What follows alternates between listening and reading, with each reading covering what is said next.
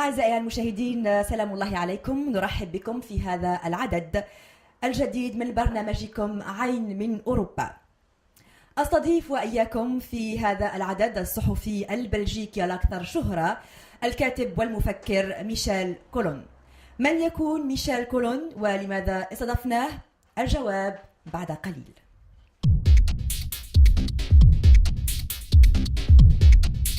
Bonjour, Monsieur Michel Collomb. Bonjour.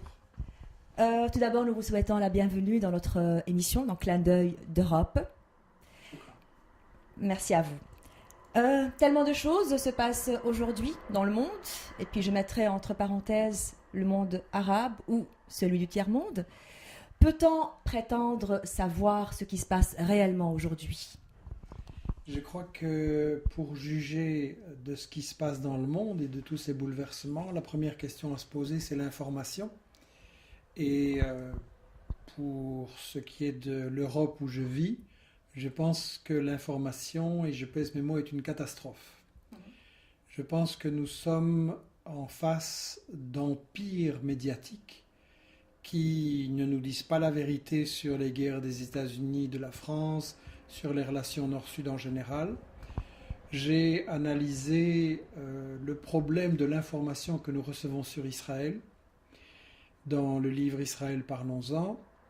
Et on peut voir qu'en France, par exemple, les trois principales sources d'information sont trois empires de presse qui sont Bouygues, Lagardère et Dassault, qui sont tous les trois contrôlés par des gens énormément riches, tous les trois liés directement ou indirectement à l'industrie de l'armement et liés directement à Israël, tous les trois. Donc il y a des intérêts derrière les infos qu'on nous donne et on nous les cache. Ça, c'est la première question à se poser ici en Europe et en général. Et d'une manière générale, il faut bien voir que l'info est faite par des grandes chaînes internationales, par des agences de presse qui sont très liées aux intérêts occidentaux. Très bien. Mais alors, qui est cette Europe qui encourage ce genre d'informations ou fausses informations? Cette Europe qui est censée ou qui fait passer cette image de défense des droits de l'homme, la démocratie, un terme qui va et qui vient un peu partout? L'Europe, il faut bien dire aux gens à qui on s'adresse maintenant que c'est l'Europe d'en haut et pas l'Europe d'en bas. C'est pas tous les Européens qui décident de faire la guerre au monde arabe, au monde musulman et aux pays du Sud en général. Et en fait, on les tient dans l'ignorance, on leur cache les enjeux. Vous savez, même sur l'Europe, l'info est mal faite. Il y a eu en Europe une constitution, un projet de constitution européenne qui était une grande régression sociale avec des grandes attaques contre les salaires, les conditions de travail, les retraites.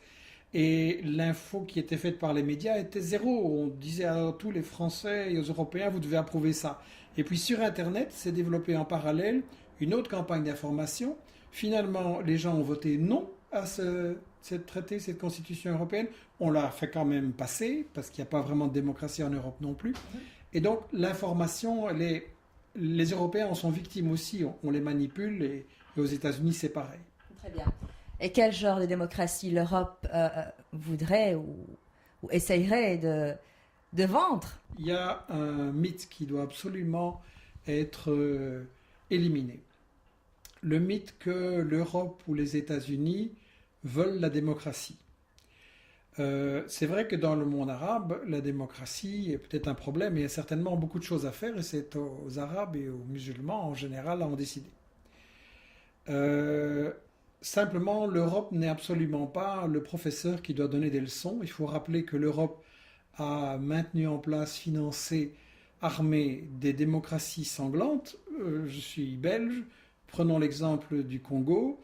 Il y avait là un premier ministre élu, Patrice Lumumba, qui voulait développer son pays, sortir de la pauvreté.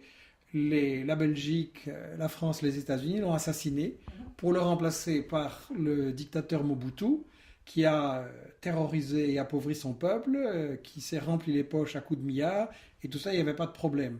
Donc la démocratie, à mon avis, elle est dangereuse en fait, du point de vue des multinationales, parce que le grand problème, c'est pas la démocratie, le grand problème, c'est qu'est-ce qu'on va faire avec les ressources des pays du Sud. L'Europe a toujours colonisé l'Afrique, l'Amérique latine, l'Asie, pour ses richesses, le pétrole, les minerais, les biens agricoles, le travail des gens. Et l'Europe, en fait, l'Europe d'en haut, a construit sa fortune, la fortune des multinationales, sur le fait de ne pas payer le pétrole, les matières premières et le travail des gens.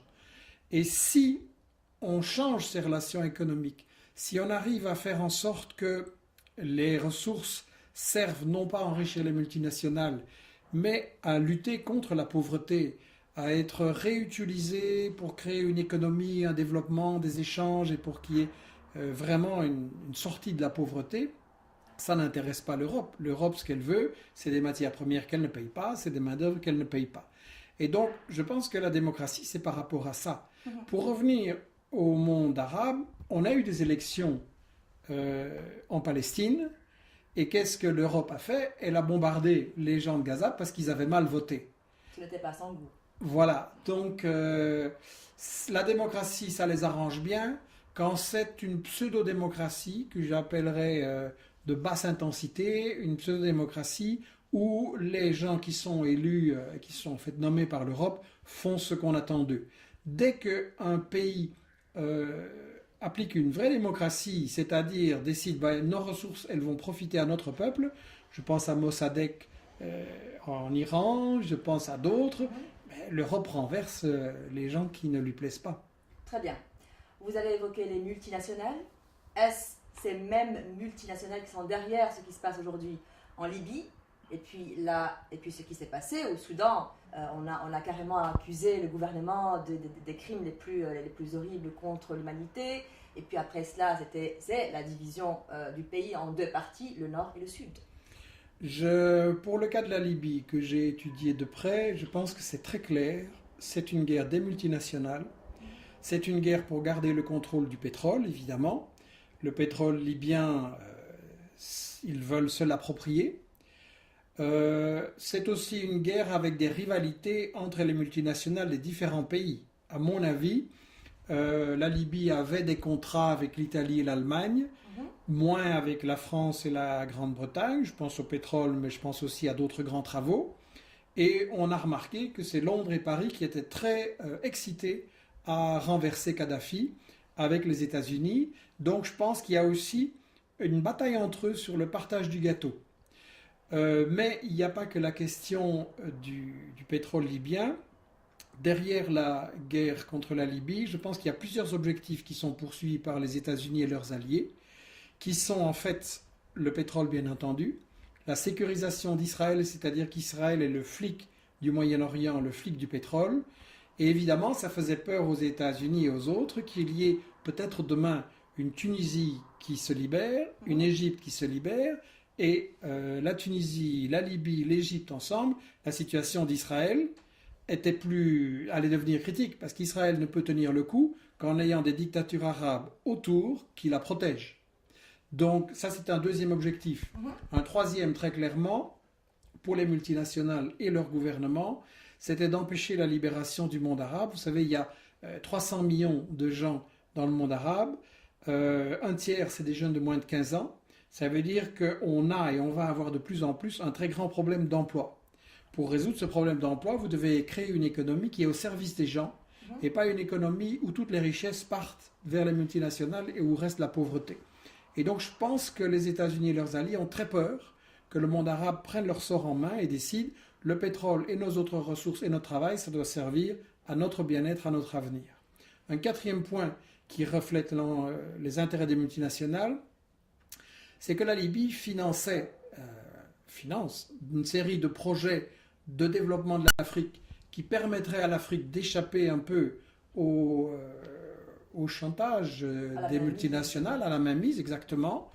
Donc là, on veut un peu couper les possibilités pour l'Afrique de financer ses propres projets. Et le cinquième et dernier point, c'est la question militaire en Afrique. J'avais écrit il y a une dizaine d'années que l'OTAN allait chercher une expansion mondiale. Vous savez, l'OTAN, c'est en principe une organisation qui a été créée en 1949 pour défendre l'Europe contre, on nous disait, la menace de l'URSS. Admettons, l'URSS a disparu depuis 20 ans et l'OTAN est toujours là. Pour faire quoi? Et donc j'avais dit il y a 10 ans, Après la guerre contre la Yougoslavie, l'OTAN cherche des prétextes pour devenir le gendarme du monde.